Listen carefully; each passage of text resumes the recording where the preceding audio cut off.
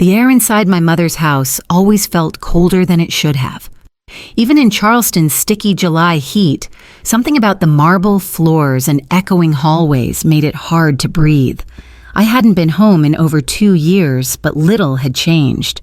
The furniture gleamed with polish. The art on the walls was strategically curated, and the family roles remained perfectly intact. Celeste, the golden daughter, and me, the echo they wished would fade. It was my mother's 60th birthday. The table was set with precision linen napkins, antique silverware, wine glasses that caught the chandelier light just so. Celeste had flown in from Charlotte, her husband in tow, both dressed in muted elegance. She was now a practicing dentist with her own clinic. The conversation flowed around her about her new office, a featured article in the regional paper, how her twins had already started reading by age 4. I sat in silence, sipping water my presence barely acknowledged. Occasionally, someone would glance in my direction, ask what I was up to these days, but they barely listened to the answers. The real subject of celebration of admiration was always Celeste. At one point, my mother raised her glass and said, "To Celeste," proof that discipline and ambition still means something in this family. I smiled politely and set my fork down. "I didn't come here to make anyone uncomfortable," I said quietly. "I just came to show up. That's all." My mother looked at me over the rim of her glass, her eyes already sharp. "Show up with your little projects and your excuses." "You mean?" I blinked. "Mom." She stood. "You're an ungrateful failure. You dropped out, you ran off, and now you come back expecting to be treated like someone who's accomplished something. You're nothing but a burden, Avon." No one said a word. Not Celeste, not her husband, not even my father, who merely folded his napkin and looked down. I stood too, calmly. I didn't argue. I didn't plead. I walked to the hallway, opened my purse, and set a sealed envelope on the mantel just beneath the old family portrait. Then I turned and left. By the time my plane took off from Charleston International that night, the house was already far behind me, and the sunrise over the Gulf Coast was beginning to light the villa in Clearwater. I woke to the soft hush of waves brushing against the shoreline and the filtered warmth of morning sun spilling through sheer curtains. The linen smelled of lavender and salt, and for a brief second, I forgot where I was. Then I sat up and remembered I wasn't in Charleston. I wasn't in that house. I was home. The villa on Coralview Drive was never meant to be permanent. I bought it 5 years ago under an anonymous LLC, back when the idea of ever truly claiming space, any space, felt indulgent. It was supposed to be a safe harbor, a place to disappear when the world felt too loud or my family's silence too cutting. Now, as I stepped onto the cool marble floor and padded barefoot across the wide hallway, I knew something had shifted. This was no longer an escape. It was a beginning. "Good morning, Miss Sinclair." Elise greeted me from the kitchen entrance, her tablet in hand. She had been managing the property in my absence, always professional, always discreet. I smiled. "Morning, Elise. Thank you for prepping the house so quickly." She nodded. "The East Wing is ready, just as you requested. Fresh linen, stocked fridge, and Mr. Keene confirmed the new security protocols are in place." My phone buzzed with a text from Arlo, my lead assistant. "Welcome home. The East Wing has been prepped. Let us know when you're ready to resume scheduling." I typed a quick reply, "Not yet. Give me 2 days." Then set the phone down and walked to the terrace. Outside, the morning light turned the pool water to liquid sapphire. Beyond it, grapefruit trees bowed gently in the breeze, and the scent, bright, slightly bitter, wrapped around me like memory. The villa stood tall, white-walled and glass-framed, with quiet corners and clean lines. No clutter. No trophies, only moments I chose to keep. Every photograph on the walls had been taken by me. Every book in the living room bore creases I'd made myself. I leaned against the balcony railing and looked out at the sea. "Let them believe I've vanished," I murmured to the wind, because they never bothered to ask where I'd been. After I left Georgia Tech, I moved into a one-room apartment above a coin laundromat in Macon. The ceiling leaked when it rained and the heat wheezed more than it worked, but it was mine. There were no parents peering over my shoulder, no sideways glances from professors disappointed in my potential. Just me, a secondhand laptop, and an idea I couldn't shake. I taught myself to code between shifts, waiting tables, Python first, then JavaScript. I'd stay up until sunrise watching security talks, reverse engineering systems I couldn't afford to buy. It wasn't glamorous, it wasn't even dignified. But I learned how to automate processes most small banks were still doing with pen and paper. By 22, I had my first contract, $8,000, for a risk reporting tool that cut a regional bank's compliance processing time by half. I called the project NeonStep, no meaning, just sound, and registered the business under an alias. I didn't want my name anywhere near it. More contracts followed, then referrals. I hired a remote team overseas, negotiated licensing deals, and quietly scaled. By 24, NeonStep's back-end infrastructure had processed over $90 million in client transactions. But still, no LinkedIn profile, no press, no podcasts. When people asked what I did, I said I was freelancing. During visits home, I drove rental cars with cloth seats and brought store-bought cookies to potlucks. I let them believe I was drifting. I needed them to. In the meantime, I made sure Celeste's daughter got into that fancy preschool, the one with the bilingual program and vegetable garden. I paid their past due property tax through a community trust. I rerouted medical reimbursements when my father's insurance stopped covering his prescription, all anonymously, all quietly. I wasn't building a brand, I was building a buffer, because I knew that if they saw what I'd become, they'd try to pull it apart or worse, take credit for it.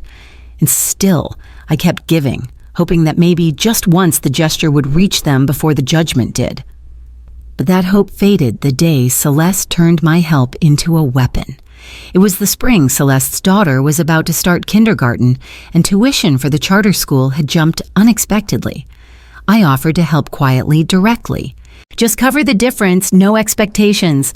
Celeste smiled, gracious on the surface. That's thoughtful, Avon, but we've got it covered, she said. I accepted her answer, thinking perhaps she meant it. Weeks later, my mother called in a huff. I don't know what game you're playing, she snapped without so much as a greeting. Trying to buy your way back into this family with charity, you think money excuses the fact that you quit. I didn't know what she was talking about. I hadn't sent anything since Celeste declined. But then it clicked. The check I had mailed months before for the preschool small discreet untraceable. Celeste had cashed it. I didn't say anything. Just listened as my mother spewed disappointment like it was gospel. I could almost hear Celeste's voice behind hers. She thinks Avon's trying to make us dependent, she must have said. She's manipulating us. But the truth was uglier. Celeste had used the money to pay down her credit card, something I only discovered by accident through a shared contact at the bank. She pocketed the help and then spun a lie to poison my place in the family even further. That was the moment the final thread snapped. I didn't argue. I didn't explain myself. I just went quiet, stopped returning texts, stopped making offers, stopped playing the role of the silent donor in exchange for distant tolerance. Kindness had become ammunition in their hands. They didn't just misunderstand me. They didn't want to. So I stopped showing up altogether. And from that silence, something else began to grow sharper, steadier. A quiet resolve not to be tolerated, not to be pitied, and certainly not to be erased. By the time I left the birthday dinner 3 years later, I knew exactly what I'd put in that envelope. By the time I boarded my flight to Clearwater, the envelope had already been sitting on the mantel for nearly an hour. I didn't need to stay and watch them open it. That wasn't the point. The truth inside wasn't for performance. It was for closure. I knew my mother would open it first, likely before breakfast, her curiosity always stronger than her disdain. Inside, she would find the deed to the property on Coralview Drive, notarized and clean. No bank, no co-owner, no loan. Just my name and a cash purchase price. She would read 3 times before believing it. Then the NeonStep documents, corporate filings, quarterly earnings, silent ownership structures, tracing all the way back to a modest LLC registered in Georgia with me as the original signer. It wasn't a startup anymore. It was a machine. And I'd been behind it the entire time. There were wire confirmations, 2 lists of payments routed through community grant programs listing their mortgage lender, health insurance provider, and Celeste's child's school among the recipients. Each labeled support fund or rural education initiative, every penny legal, untraceably clean, and very, very deliberate. and at the very top a single page handwritten folded once down the center. You called me a failure, but I was the one keeping your lights on. They didn't call. I didn't expect them to. That night, a text came from Celeste. You didn't have to humiliate us. No apology, just shame. But not hers, mine, as she saw it for speaking without permission. I didn't answer. I wasn't going to explain a thing. They could keep their silence. I was done funding it. The next morning, I called Elise and asked her to schedule a meeting with the legal team. I had decisions to finalize, the kind you make when you're no longer waiting to be asked back. I sat at the dining table barefoot with my laptop open and the sliding doors pushed wide to let the salt breeze roll through. It was early quiet, the kind of quiet that doesn't press in but stretches out around you like new space. Elise had already prepared the files. I reviewed each one carefully, fingers steady on the trackpad. The Springvale Fund would cease its monthly mortgage assistance effective immediately. The formal letter to the bank had already been sent. Brightwell LLC's contract with my father, once a phantom consulting role that paid him $2,000 a month, was terminated with a simple line, position no longer required. The scholarships for Celeste's twins, filed under an educational development fund I'd created solely for them, were not being renewed for the fall term. The daycare would receive notice. So would the family. No blame, no explanation. Just a phrase I repeated in every envelope support ended. No renewal. There was no satisfaction in it. No triumph, just air. I closed the laptop and pushed it aside. Walked through the house, slowly letting the polished floor cool the soles of my feet. I opened every window I passed, each one lifting easily under my hand. The wind filled the space, caught the edges of the curtains, swept through the hallways. It smelled like citrus and sea and something else I hadn't felt in years. Relief. I hadn't realized how heavy the silence was until I stopped holding it. For years, I had disguised care as distance, given anonymously. Loved conditionally from behind a firewall, behind fake names, behind patience that never ran out but never received anything back. And now, for the first time, there would be nothing left to translate, to disguise, to dilute. I wasn't walking away to teach a lesson. I was walking away because I no longer needed to be near the test. The next morning, I reached out to Arlo and told him to confirm my spot at the Florida Tech Summit. The lights were brighter than I expected, warm against my skin as I stepped onto the stage. My heart thudded once heavy but calm. A microphone waited at the center, and behind me on a towering screen, my name appeared in white against a cobalt background. Aven Sinclair, founder and CEO, NeonStep, no initials, no LLC proxy, no silence. I hadn't stood in front of an audience in years, but the words came easily because they weren't memorized. They were lived. I spoke about cybersecurity for small enterprises, about the difference between access and trust, about building tools that protect the people who don't have million-dollar lawyers on call. The room listened, really listened. By the time I finished, the applause was loud and sudden, not polite, but real. I stepped back from the podium and scanned the crowd until I saw her. Rina Abbas, wide-eyed, frozen for a second, then weaving through the crowd toward me. "You're her," she gasped, nearly out of breath. "You're the woman who saved our company. I thought you were someone else entirely." I smiled. Not a secret anymore. 3 years ago, I'd invested in her microfinancing startup under a phantom fund name. She'd built it into something remarkable. Now she was here, alive with success, and I could finally stand beside her without pretending. That moment cracked something open. In the weeks that followed, I said yes to interviews, yes to podcasts, yes to mentorship requests. I joined roundtables, spoke at colleges, sat across from women with fire in their voices and no blueprint to follow. My story moved quietly at first, then suddenly everywhere. Not because it was extraordinary, but because so many others had lived a quieter version of it. I stopped folding into shadows, stopped pretending that my story was smaller than it was. I signed every email with my real name, and I wore the title that had once felt too sharp to say aloud: Founder. A few days later, I received the voicemail from my mother. The call came on a Tuesday morning while I was reviewing mock-ups for NeonStep's new dashboard. I saw the name flash across the screen Mom Homeline and let it ring. I didn't listen to the voicemail right away. I wasn't ready. Not because I feared what she'd say, but because I already knew the sound of her voice in moments like that, controlled formal, measured. Hours later, curiosity won. I pressed play. Even. We were wondering if we could come visit. Not to ask for anything. Just to see you. The message was short, no trembling emotion, no apology, just a clean request laid at my feet. I sat for a long time, staring out at the water, letting the breeze move through the open doors like a question I hadn't decided how to answer. That evening, I didn't call back. Instead, I wrote, "If you still see me as a disappointment, don't come. But if you're ready to see me as I am not who you hoped I'd be, you're welcome." No signature, just the plain white envelope handwritten address and the return label from Coral View Drive. Then I waited. 3 weeks passed. The envelope came back with a note inside 3 words typed in black ink on smooth cardstock, 9 a.m. Clearwater. We'll be there. There was no flourish, no plea, and somehow that unsettled me more than anything else could have. For days I moved through my routine, untouched, as if the appointment hadn't settled into the back of my mind like a stone. I took calls. I mentored a young founder from New Mexico building accessibility tools for public libraries.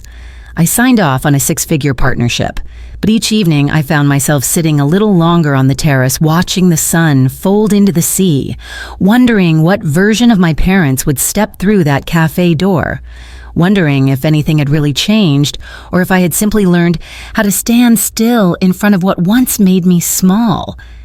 And then the morning arrived. The cafe was quiet when I arrived early enough that the morning rush hadn't begun late enough that the ocean breeze had already taken the edge off the heat. I chose a table outside beneath a white umbrella, ordered a cold brew, and waited. At exactly 9:00 a.m. they came. My father walked slower than I remembered his posture, not as straight. His hair was nearly all silver now. My mother wore a pale floral dress and sunglasses that didn't quite hide the hesitation in her expression. Neither of them spoke as they approached. They simply sat down. We didn't greet each other with smiles. We didn't pretend we were something we weren't. For a few long moments there was only silence between us, broken only by the distant sound of waves lapping against the shore and the occasional scrape of a spoon against a ceramic cup. Finally, my mother spoke. "We just didn't understand," she said, her voice soft, as if afraid the words might snap in half. I met her eyes steady. "You didn't want to. There's a difference." She looked down at her hands. Her wedding band spun slowly against her finger. My father cleared his throat. "You asked me once," he said, "if I didn't see you as the pride of this family, then what was I seeing?" He paused. "Today I want to answer. You are. We just didn't know how to say it." I didn't respond. I didn't argue or accept. I sipped my coffee and let the moment settle. We didn't talk about Neon Step, or money or degrees. There were no veiled compliments or careful questions. For the first time, they weren't evaluating me. They were just here. For 20 minutes, we sat like that, quiet, breathing the same air, watching seagulls dive and rise. When they stood to leave, my mother reached out and placed her hand over mine, just for a second. No words. It wasn't reconciliation. It wasn't erasure. It was a soft acknowledgement of everything that had been and wouldn't be again. That evening, I set the long table on the terrace and began slicing warm bread for the guests. Every Sunday evening, just before sunset, the villa hums with the low sounds of music, laughter, and the clink of dishes being set out on the long table beneath the terrace lights. We string fairy bulbs through the citrus trees, let the scent of rosemary and fresh bread drift through the air, and leave the door open wide. Anyone who comes knows they don't have to knock. Rena arrives first, as always, bringing a new bottle of olive oil from a vendor she's testing for her startup. Tay sets up speakers near the outdoor couch while teasing one of the younger founders, an 18-year-old from Tallahassee, who just shipped her first prototype for an accessibility app. And Caleb, he comes last, hands always full wine lemons, his quiet calm that steadies me without a word. No one at this table ever asks where you went to school. They ask what keeps you up at night, what you're dreaming of, and what problem you're solving. We talk about bias and data models, about burnout and guilt and joy, about why choosing rest isn't weakness. We talk like people who know what it's like to be misunderstood and keep going anyway. Last month, I launched the Forge Forward Fund, a $1 million grant pool for first-time founders, without degrees, but with undeniable drive. No essays, no transcripts, just vision grit and a working prototype. The first recipient, a 20-year-old from Tulsa building an AI scheduling tool for underfunded farm clinics. During our first call, she whispered I was scared to apply. My education section just says GED. I smiled and said, I don't care where you went to school. I care what you're building. As the sun dips into the gulf and the lights over the table flicker on, I take it all in. The voices, the bread, the shared silence. I'm not watching for approval. I'm not explaining my worth. I'm just here. In this life, I chose one plate, one story, one spark at a time. The future I built isn't just mine anymore.